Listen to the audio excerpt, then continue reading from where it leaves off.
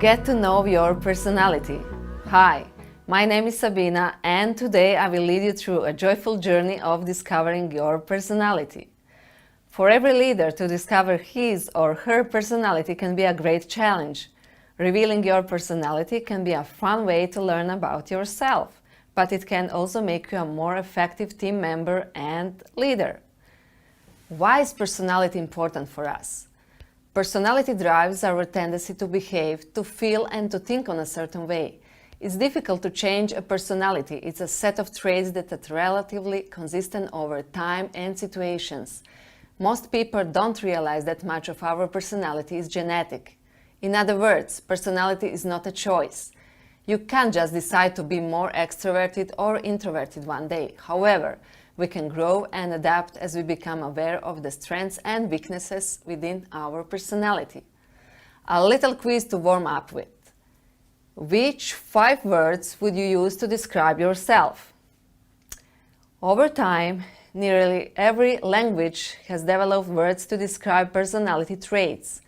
In the 1980s, the psychologists Paul Costa and Robert McCrae managed to prove that every person, regardless of culture, gender, age, or nationality, is made up of 5 personality dimensions, so-called Big 5.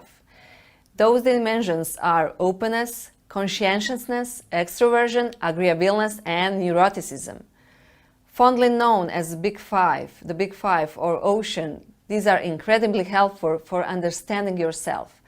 When you understand your own personality, you can ask for your needs, connect more easily, and optimize your behavior. Let's go through Big 5 traits. Openness is when someone is curious and open-minded to new experience and knowledge. People who are high in openness are inventive. They are curious, imaginative, and love to try new things. People who are low in openness are cautious, consistent, and prefers routine. I'll give you a few statements. Do you agree or disagree with these statements? I love adventure. I'm imaginative. I'm the first to try new activities. If you agreed, you are probably high in openness. If you disagreed, you are probably low in openness. Conscientiousness. Conscientiousness describes how organized you are and dependable you are. People who are high in conscientiousness are efficient, organized, systematic, and punctual. People who are low in conscientiousness are more easygoing and laid back. They usually arrive late. Do you agree or disagree with these statements? I have high self-discipline. I'm very organized and always come prepared. I like to know the plan rather than to be spontaneous. If you agreed, you are probably high in conscientiousness. If you disagreed, you are probably low in conscientiousness. If you're a leader and have a high score, you want to make sure that people around you respect your desire to have a plan, but don't get too frustrated with people who are low in conscientiousness.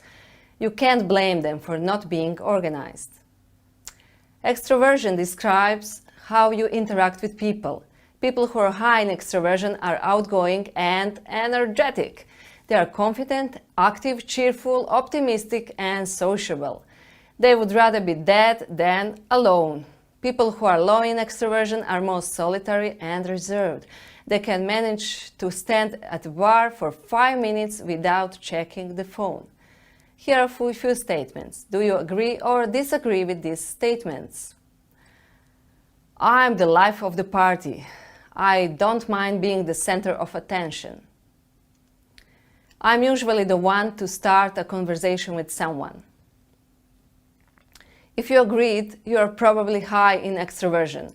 If you disagreed, you are probably low in extroversion.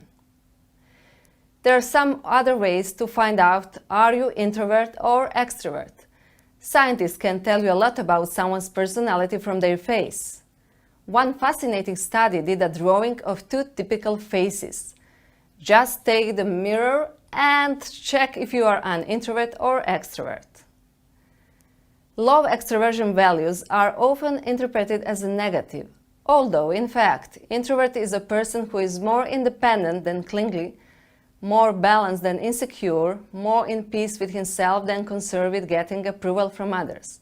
If you're low in extroversion, be sure not to force yourself to try to be extroverted.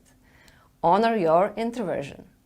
There are places and people who get you excited, and stick to those nourishing spots. This helps you stay true to yourself and let the extroverts go to the nightclubs. Agreeableness is how you feel toward others. People who are high in agreeableness seek harmony. They are friendly and compassionate. People who are low in agreeableness are more analytical and detached. They are initially skeptic toward others. Do you agree or disagree with these statements? I tend to trust people and give them the benefit of a doubt. I'm extremely empathetic. I like to make other people feel at ease. If you agreed, you are probably high in agreeableness. If you disagreed, you are probably low in agreeableness. If you are low in agreeableness, empathy doesn't come as naturally to you.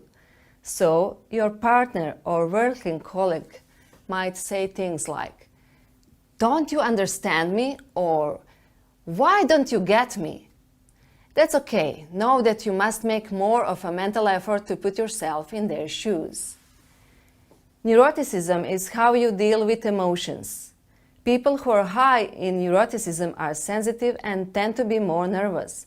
They're always worrying, unsure, and tend toward unrealistic ideas. People who are low in neuroticism tend to be more secure and stable. Do you agree or disagree with these statements? I stressed out easily. I tend to be moody. I am worrier. If you agreed, you are probably high in neuroticism. If you disagreed, you are probably low in neuroticism. If you are high in neuroticism, you must know your triggers, what makes you worry, and your calmers, what helps you to calm down, so you can be more in control of your moods. In the next lecture, we will connect leadership and Big 5 personality traits.